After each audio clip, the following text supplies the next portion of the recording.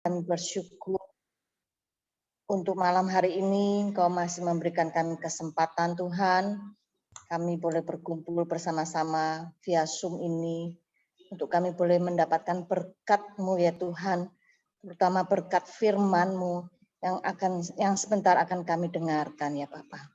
Tuhan berkati hamba-Mu yang akan menyampaikan firman-Mu, Engkau urapi Tuhan, biarlah apa yang disampaikan boleh kami mengerti dengan baik dan bisa kami lakukan di dalam kehidupan kami ya Tuhan. Kami siap mendengarkan firman-Mu. Di dalam nama Tuhan Yesus kami berdoa dan bersyukur. Amin. Ya, selamat malam. Selamat bertemu kembali di dalam persekutuan doa malam pada malam hari ini. Masih dalam suasana liburan, Bapak Ibu Saudara. Mungkin yang lain masih berlibur ya. Seberapa kita bersyukur boleh bersama-sama bersekutu di dalam doa malam hari ini. Mari saudara-saudara kita merenungkan firman Tuhan sebelum berdoa syafaat. Nah, saya akan melanjutkan saudara materi di surat Wahyu ya. Malam hari ini kita merenungkan tentang gereja di Pergamus, Bapak Ibu. Jemaat di Pergamus. Nah, di situ Wahyu 2 ayat 12 sampai 17, kalau saudara nanti membaca, maka boleh disimpulkan tentang berkompromi dengan dosa. Jadi jangan berkompromi dengan dosa. Ada dua, dosa penyembahan berhala, dan bagian kedua, saudara, bulan depan saya akan sampaikan tentang pengajaran sesat. Ya. Nah, mari kita membaca terlebih dahulu ayat-ayat firman Tuhan ini. Jadi posisinya yang kemarin kita sudah belajar di Efesus, Smyrna, lalu Pergamus atau Pergamum. Ini Bapak Ibu. Mari kita lihat di dalam Wahyu 2 mulai ayat yang ke-12 yang berbunyi demikian. Dan tuliskanlah kepada malaikat jemaat di Pergamus atau gembala sidang ya, saudara. Inilah firman Dia yang memakai pedang yang tajam dan bermata dua. Aku tahu di mana engkau diam, yaitu di sana, di tempat tahta iblis. Dan engkau berpegang kepada namaku, dan engkau tidak menyangkal imanmu kepadaku. Juga tidak pada zaman Antipas, saksiku, yang setia kepadaku, yang dibunuh di hadapan kamu di mana iblis diam. Tetapi aku mempunyai beberapa keberatan terhadap engkau. Di antaramu ada beberapa orang yang menganut ajaran Bileam, yang memberi nasihat kepada Balak untuk menyesatkan orang Israel supaya mereka makan persembahan berhala dan berbuat zina. Demikian juga ada padamu orang-orang yang berpegang pada ajaran pengikut Nikolaus. Ayat 16, sebab itu bertobatlah, sebab jika tidak demikian, aku akan segera datang kepadamu dan aku akan memerangi mereka dengan pedang yang di mulutku ini. Siapa bertelinga, hendaklah ia mendengarkan apa yang dikatakan Roh kepada jemaat-jemaat. Barang siapa menang, kepadanya akan kuberikan dari mana yang tersembunyi. Dan aku akan mengaruniakan kepadanya batu putih yang di atasnya tertulis nama baru yang tidak diketahui oleh siapapun selain oleh yang menerimanya. Amin. Berbahagialah yang membaca dan yang melakukan firman Tuhan. Nah, saudara, kota Pergamus, kalau kita lihat tadi di peta ya, terletak 70 km dari utara Smyrna. Kota yang terletak di atas bukit dan dikelilingi lembah, sangat strategis untuk menghadapi musuh yang datang. Lalu ada satu bagian yang dijelaskan tadi. Kota ini digambarkan seperti sebuah tahta yang megah. Makanya disebut tahta iblis di ayat yang ke-13. Nah, apa maksudnya, saudara? Ternyata julukan tahta iblis itu karena Pergamus merupakan kota yang penuh dengan mesbah-mesbah pemujaan kepada dewa-dewa. Di situ disebut pemujaan dewa Zeus, itu dewa utama Yunani, lalu ada dewa Athena, Dionysos, dan Asklepios. Nah, ini dewa kesembuhan dari segala penyakit. Jadi orang-orang yang sakit, yang datang ke kota ini, saudara, yang dikatakan pergi ke tahta iblis itu tadi, apapun penyakitnya bisa disembuhkan. Nah, di situ juga dilambangkan ular, Bapak Ibu. Nah, kita ingat ini simbolnya apotek ya, Bapak Ibu ya. Obat, ya ketika sakit minum obat itu sembuh. Nah, apakah diambil dari sana? Saudara, ini mesti perlu penelitian lebih lagi. Jadi intinya kesembuhan bukan hanya berasal dari Tuhan, kesembuhan juga bisa berasal dari si iblis itu. Kemudian kita lihat kota ini, saudara, dikatakan apa? Terdapat perpustakaan dan pusat kebudayaan yang luar biasa, bahkan dikatakan terdiri dari 200.000 lebih gulungan kitab. Jadi kota pendidikan kalau istilah sekarang, Bapak Ibu Saudara. Kota yang besar, lalu yang terpenting adalah kota penyembahan berhala. Penyembahan apa lagi? Sehingga disebut tahta iblis tadi. Kita lihat kota pertama yang mendirikan kuil atau patung untuk menyembah kaisar yang masih hidup, yaitu Kaisar Agustus tahun 29 sebelum Masehi. Saudara, biasanya kaisar-kaisar Roma kalau sudah mati baru dibuatkan patung lalu disembah patungnya.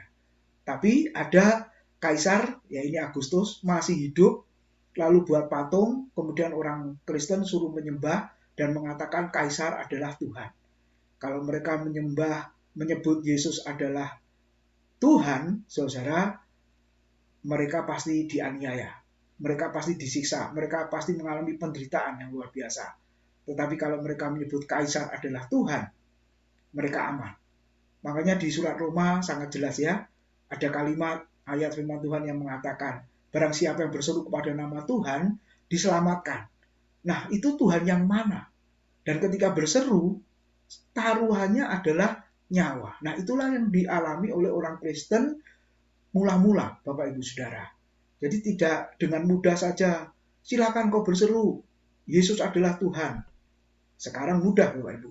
Tapi kalau zaman itu, maka bisa jadi urusannya masuk penjara, penganiayaan, penyiksaan, dan lain sebagainya.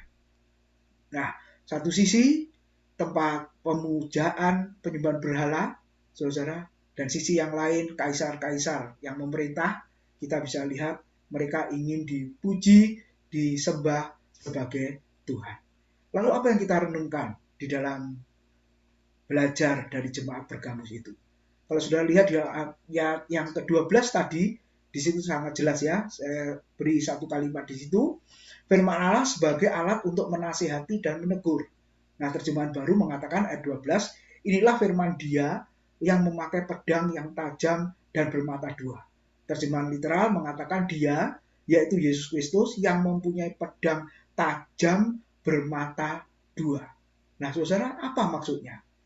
Kalau kita melihat konteks saat itu, pedang merupakan senjata dan itu dipakai oleh pejabat-pejabat Roma gitu ya, saudara, sebagai simbol bahwa dia memiliki otoritas. Otoritas untuk apa? Untuk membunuh, menghilangkan nyawa, saudara, atau memberi keamanan juga. Lalu yang kedua, kita bisa melihat di situ untuk menghukum. Nah, jadi saudara, kita bisa melihat pedang digambarkan sebagai otoritas, pedang digambarkan sebagai kuasa untuk menghukum.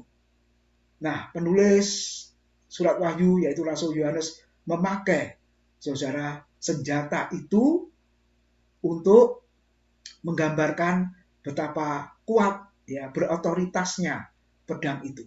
Ketika dipakai atau digunakan oleh tangan yang benar, maka pedang itu akan memiliki manfaat.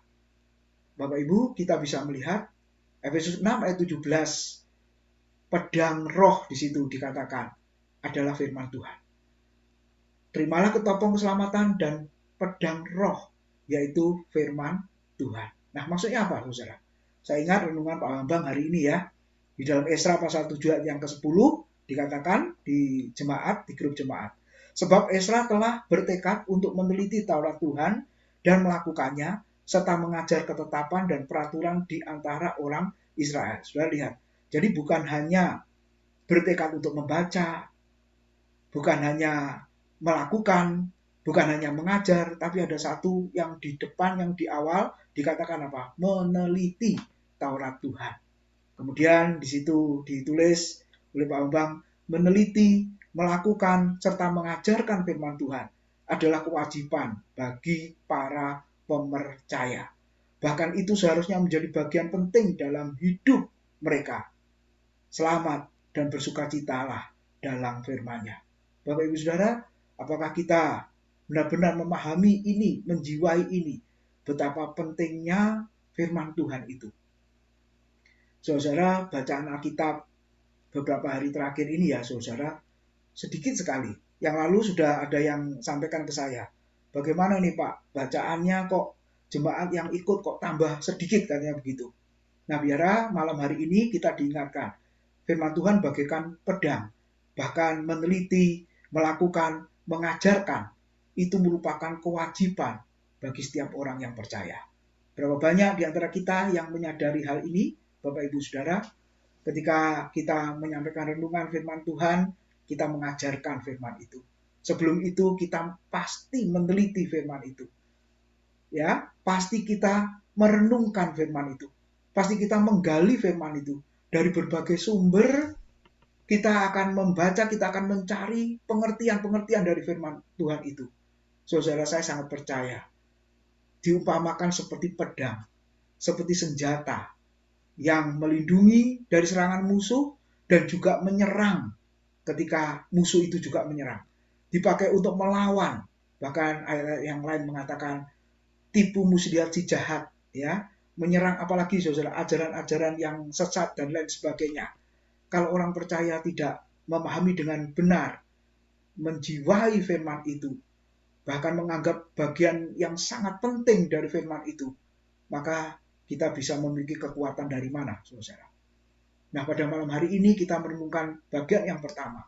Ternyata firman Tuhan itu sangat penting dan merupakan keharusan bagi kita untuk mengajarkannya. Merupakan kewajiban dan kita boleh melakukannya dengan penuh sukacita. Bapak Ibu, Ibrani 4:12 mengatakan apa? Firman Tuhan itu bagaikan pedang yang bermata dua. Pedang yang sangat tajam. Bahkan yang sampai memisahkan ya di situ, bahkan sampai menerobos ya sampai ke dalam kedalaman hati, memisahkan sumsum dan tulang dan lain sebagainya. Nah, Bapak Ibu, kita bisa menyadari bagian yang pertama. Gereja mula-mula bisa kuat karena apa? Karena mereka bertekun di dalam pengajaran firman Tuhan. Praise and worship bagus. Doa puasa kita lakukan, saudara. Tapi tidak ada ayatnya yang mengatakan iman bertumbuh karena praise and worship. Tidak ada ayatnya yang mengatakan iman bertumbuh karena doa kita, karena puasa kita. Tidak, saudara. Justru iman bertumbuh karena apa? Karena mendengarkan firman. Bahkan jemaat mula-mula di Kisah Rasul 2, di situ dikatakan apa? Bagian yang teratas ya, di situ dikatakan apa? Jemaat itu bertekun di dalam pengajaran para rasul. Gereja kita sudah melakukan sejak awal berdiri khotbah secara eksposisi, menjelaskan bagian-bagian firman Tuhan. Bahkan ada yang sudah dibukukan. Ya, rencana juga kita akan bukukan supaya memberkati banyak orang, saudara. Kenapa? Karena disitulah letak dan sumber kekuatan kehidupan orang percaya. Ketika orang Kristen mula-mula dianiaya, ditindas begitu berat, ya disiksa sedemikian berat. Kenapa mereka bisa kuat? Kenapa mereka bisa bertahan? Karena ada firman Tuhan yang menjadi bagian indah dalam hidupnya. Nah, Bapak Ibu, 2 Timotius 3:16 mengatakan segala tulisan diilhamkan Allah, firman Tuhan itu, sehingga dikatakan bermanfaat untuk mengajar, menyatakan kesalahan, memperbaiki kelakuan, dan mendidik orang dalam kebenaran. Jadi yang pertama malam hari ini, apakah saya dan saudara masih memprioritaskan firman Tuhan? Apakah kita masih membacanya dengan setia, membacanya dengan tekun, mengajarkan, lalu melakukan firman Tuhan itu? Kemudian kita bisa lihat berikutnya, firman Allah yang disampaikan di mimbar itu sangat penting untuk kehidupan gereja zaman sekarang. Saya percaya semua pasti menjawab amin. Firman Tuhan itu kita dengar, kita pelajari, kita mengerti, dan kita lakukan dalam kehidupan kita sehari-hari. Memang harus kita lakukan. Buat apa kita hanya mendengar, lalu kita melupakannya. Yakobus mengatakan seperti orang berdiri di muka cermin. Sebentar dia mengamati wajahnya, setelah itu dia meninggalkan cermin itu dan dia lupa wajahnya sudah seperti apa. Nah, berapa banyak orang percaya juga seperti itu. Tapi hari ini kita boleh kembali. Hari ini kita boleh diingatkan. Hari ini kita boleh mempelajari ulang, merenungkan ulang betapa pentingnya yang namanya firman Tuhan itu. Bahkan merupakan kewajiban setiap orang percaya untuk meneliti, mengajarkan, saudara, melakukan kita semua. Lalu kita lihat, saudara, ayat yang ke-13. Tuhan tahu di mana jemaat Pergamus itu berada. Nah, saudara, di situ dikatakan apa? Ada tahta iblis. Nah, ini merupakan tempat di mana iblis itu berkuasa. Tadi saya sudah mengatakan, kenapa disebut iblis itu berkuasa? Karena kota Pergamus merupakan pusat penyembahan berhala. Saya masih ingat ketika teman-teman pelayanan, saudara, mereka pelayanan ke daerah, mereka pelayanan ke pedalaman-pedalaman, saudara, di mana mereka bertemu dengan dukun-dukun, di mana ilmu-ilmu ya, kuasa-kuasa kegelapan itu begitu kuat di sana. Lalu bagaimana bisa pelayanan, saudara? Apakah melarikan diri dari pelayanan itu? Oh tidak, harus menaklukkan pelayanan itu. Ya, nah artinya apa, saudara? Gereja Pergamus ditempatkan Tuhan, makanya tadi firman Tuhan mengatakan engkau diam, ya, diam di daerah atau di lokasi tahta iblis itu. Nah, kata diam, saudara, itu artinya permanen. Coba lihat, saudara. Jadi gereja ditempatkan Tuhan secara permanen di tengah dunia yang berdosa. Di tengah dunia yang sangat banyak dengan penyelewengan, penyimpangan, penyembahan berhala. Nah, saudara, berapa banyak orang percaya menyadari itu? Panggilan kita di mana? Nah, seringkali orang berkata, jangan di situ. Kenapa? Karena tidak ada orang percaya. Katakanlah, milih sekolah. Jangan di situ. Kenapa? Gak ada Kristennya. Pindah saja. Kalau kita melihat prinsip ini, saudara, justru salah kalau pindah atau keluar dari situ. Atau melarikan diri dari situ. Justru Tuhan tempatkan secara permanen, katakanlah di situ untuk waktu tertentu ya. Katakanlah kalau sekolah 3 tahun, SMP atau SMA. Kenapa? Kita bagaikan tinggal di lingkungan tahta iblis itu. Di mana gereja orang percaya bisa benar-benar berfungsi ya sebagai terang di sana, menerangi kegelapan, memperbaiki ya saudara kejahatan-kejahatan di sana supaya menjadi lebih baik. Saya sejak SD, SMP, SMA, sekolah saya itu negeri, Bapak Ibu, di Kediri ya. Dan waktu itu, saudara, Kristennya sangat sedikit, bahkan tidak diperhatikan. Kalau waktunya agama, ya saudara, kita tidak pernah diajar secara khusus, tapi digabung.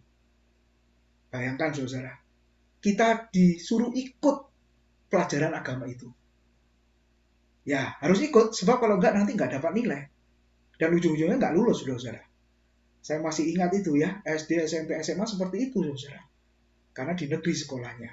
Dulu, tapi sekarang mungkin sudah banyak perubahan. Kenapa? Karena nggak ada gurunya yang mengajar, saudara, nggak ada yang bersedia untuk mengajar dan lain sebagainya. Nah, kebanyakan ya pindah atau melarikan diri di sana. Tapi jemaat Pergamus, kita bisa melihat, aku menempatkan engkau di tengah-tengah tahta iblis itu. Di mana banyak tantangan di situ, banyak kesulitan di situ di dalam pelayanan. Tapi aku tempatkan engkau di situ. Nah, Bapak Ibu, marilah kita merenungkan bagian ini, di manakah Tuhan sedang tempatkan kita hari-hari ini. Saudara, entah di sekolah, entah di pekerjaan, entah dimanapun, saudara, kalau mayoritas orang percaya, mudah saja. Tapi kalau sebaliknya, kita yang minoritas di situ, Tuhan mengatakan, aku tempatkan engkau diam di sana. Jangan lari dari panggilan, tanggung jawab sebagai orang percaya, tapi taklukkan. Artinya apa, saudara? Menangkan. Berilah kesaksian Injil itu pada mereka. Bukan hanya melalui perkataan saja, tapi yang terpenting melalui perbuatan, saudara-saudara. Yang sudah diubahkan oleh firman itu ya. yang sudah dibentuk oleh firman itu. Supaya apa? Hidup kita menjadi kesaksian yang baik. Nah, saudara, di dalam dunia yang digambarkan tahta iblis itu tadi ya, kita bisa melihat sama seperti di kota Pergamus tadi, ya, ada dewa-dewa yang bisa menyembuhkan segala penyakit, yang bisa menolong orang dari segala macam kesulitan. Jadi ingat ya saudara, jadi bukan hanya Tuhan saja yang bisa melakukan, tapi si jahat, si iblis pun bisa melakukan melalui jimat-jimat dan lain sebagainya. Pernah mengajar di 2 tempat, Bapak Ibu, mahasiswa ya, saya juga ini memiliki jimat karena mereka berasal dari daerah ya, di luar Jawa. Nah, memang aneh waktu pengajaran di kelas itu, saudara, aneh-aneh dari pandangan matanya ya, saudara. Lalu apa ya? Sikapnya ketika menerima firman itu, ketika belajar firman itu, seolah-olah nggak betah begitu loh. Ya, ada yang sering izin ke toilet ya, saudara, dan lain sebagainya. Sampai saya ini juga heran, kenapa? Lalu berikutnya ternyata tidak masuk, lalu ketua kelasnya berkata, nanti Pak selesai kuliah saya beritahu kenapa 6 teman-teman ini kok tidak ikut. Ternyata pelayanan pelepasan malamnya, saudara-saudara. Kenapa? Punya jimat. Ya, yang satu ketahuan hanya satu perempuan di SCT yang lain, ya saudara, jimatnya ada di mana? Di anting-anting kalau nggak salah atau kalungnya, gitu ya. Lalu kita tanya, kenapa kok kamu pakai jimat? Bukan kamu sudah percaya Kristus? Bukan Kristus itu sudah penjagamu, ya penolongmu? Kamu aman di sana. Iya Pak, itu kalau di daerah kami Kristus saja cukup. Dia bilang gitu, saudara. Tapi kalau keluar dari daerah, apalagi ke Jawa, perlu Kristus plus. Plusnya apa? Ya jimat-jimat itu. Loh, kamu katanya Kristen percaya Yesus. Iya. Oh banyak Pak, jemaat yang lain juga begitu. Jadi saudara, lihat ya. Ini namanya berkompromi dengan dosa, berkompromi dengan penyembahan berhala, berkompromi dengan kuasa-kuasa si jahat. Nah Bapak Ibu, kalau kita lihat di zaman modern, nah ini loh, penerapan-penerapan yang salah. Perjamuan suci merupakan sakramen gereja. Tapi dijadikan apa, saudara? Dijadikan jimat. Lalu sarana minyak urapan. Namanya saja minyak urapan. Berarti fungsinya untuk mengurapi kalau seandainya masih mau pakai minyak urapan. Tapi kenapa minyak urapan untuk menyembuhkan orang sakit? Nah ini kan salah kaprah lagi saudara. Ya hari ini tokohnya dimakamkan ya Bapak Ibu Saudara. Lalu apalagi sapu tangan, selendang, salib dan lain sebagainya. Walaupun semuanya itu aksesoris Kristen, simbol-simbol dari seluruh ya kekristenan. Tetapi saudara bisa lihat di situ disalah artikan, disalah fungsikan sehingga itu benar-benar sebagai apa? Tanda petik jimat. Walaupun mereka tidak mengatakan itu jimat, tapi ketika memakai ini, maka seolah-olah ada kuasa yang sanggup menolong, kuasa yang sanggup menyembuhkan dan lain sebagainya. Kenapa sangat mudah diterima oleh orang Kristen? Karena memang latar belakang kita ya, saudara, rata-rata kan nenek moyang kita animisme, dinamisme. Jadi hal-hal yang berbau mistik, gaib, ya, saudara, itu sangat mudah diterima. Nah, hati-hati, saudara. Jangan berkompromi. Seolah-olah ada di dalam gereja yang benar.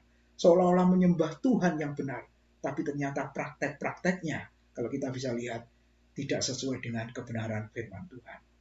Nah, walaupun jemaat Pergamus ada di lingkungan yang seperti itu, dia bisa menaklukkan, saudara, hal-hal yang tidak berkenan di hadapan Tuhan. Lalu kita lihat satu bagian lagi. Firman Tuhan mengatakan, walaupun engkau ada di tengah-tengah dunia yang penuh dengan dosa, penuh dengan kegelapan, penuh dengan penyembahan berhala, penuh dengan kuasa-kuasa si jahat, tapi engkau tetap berpegang kepada nama Tuhan. Engkau tidak menyangkali imanmu. Ini jemaat yang luar biasa. Kenapa, saudara? Karena poin yang pertama tadi, menempatkan firman Tuhan bagian yang terpenting, yang indah dalam hidupnya, sehingga jemaat itu tetap kuat di sana. Diberi satu contoh, orang martir Tuhan yang namanya Antipas. Tadi dikatakan apa, saudara? Antipas adalah orang yang mati sebagai martir, saksiku yang setia. Terjemahan aslinya bukan saksi, tapi terjemahan aslinya adalah martir, saudara. Jadi kita bisa melihat, saudara, apa artinya orang memberi kesaksian. Berarti dia siap jadi martir Tuhan. Mati demi imannya kepada Kristus. Itu artinya martir. tidak menyangkali imannya di tengah-tengah saudara penderitaan, ancaman, pembunuhan sekalipun. Mungkin kita tidak berhadapan dengan taruhan nyawa, saudara. Karena jodoh, karena menikah, ya, dengan orang yang tidak seiman, orang bisa meninggalkan Tuhan. Karena pekerjaan, orang bisa meninggalkan Tuhan. Karena jabatan, posisi, orang bisa meninggalkan Tuhan. Orang bisa menyangkal Tuhan, saudara. Tapi hari ini kita bisa melihat Antipas, kata firman Tuhan. Dia dikatakan orang yang mati sebagai martirku, bahkan ditambahi lagi yang setia. Gambar di sebelah saya cari Antipas itu matinya seperti apa. Ternyata saudara, sejarah mencatat ya, Antipas ini dipanggang hidup-hidup sampai mati pada sebuah mangkok logam berkepala lembu itu seperti gambarnya pada zaman Kaisar Domitianus. Jadi persis seperti pada zaman surat Wahyu ditulis. Saudara, kita bisa melihat kenapa orang-orang sampai mau bersedia menjadi martir itu. Saya percaya kekuatan untuk tetap bertuhankan Kristus, kekuatan tetap imannya kepada Kristus didasarkan dari apa, saudara? Firman Tuhan yang mereka pegang. Firman Tuhan yang mereka menjadi bagian yang indah dalam hidupnya. Itu yang menjadikan orang Kristen itu kuat. Nah, Bapak Ibu Saudara, kesimpulannya kita bisa ingat. Di dalam setiap situasi apapun, jangan lupa, saudara, pakailah firman Tuhan. Merupakan kewajiban kita untuk mengajarkannya, membacanya, untuk melakukannya. Kenapa? Karena di dalamnya ada teguran, di dalamnya ada nasihat, di dalamnya ada sumber kekuatan untuk menjalani hari-hari kita yang penuh dengan kesulitan ini. Lalu yang kedua, saudara, Tuhan tahu di mana saya dan saudara berada. Tuhan tahu keadaan kita. Biarlah kita tetap setia kepadanya. Seperti Antipas, seperti jemaat mula-mula. Biarlah kita tetap setia kepadanya. Amin. Tuhan memberkati. Mari kita berdoa. Terima kasih buat kebenaran firman-Mu pada malam hari ini. Kami sudah belajar dari jemaat Pergamus yang menjadikan firman Tuhan bagian yang indah dalam hidupnya. Bahkan mereka tetap setia kepada Tuhan, walaupun di tengah kesulitan, tantangan, karena menjadikan firman Tuhan bagian yang indah dalam hidupnya. Demikian juga kami pada hari ini ya Tuhan, penuh dengan pergumulan, penuh dengan kesulitan. Apapun yang sedang kami hadapi, Engkau Allah yang Maha Tahu. Biarlah kami menempatkan firman Tuhan bagian yang utama, bagian yang indah dalam hidup kami. Terima kasih Tuhan. Memberkati seluruh jemaat-Mu pada malam hari ini. Dalam nama Tuhan Yesus, kami sudah berdoa. Amin.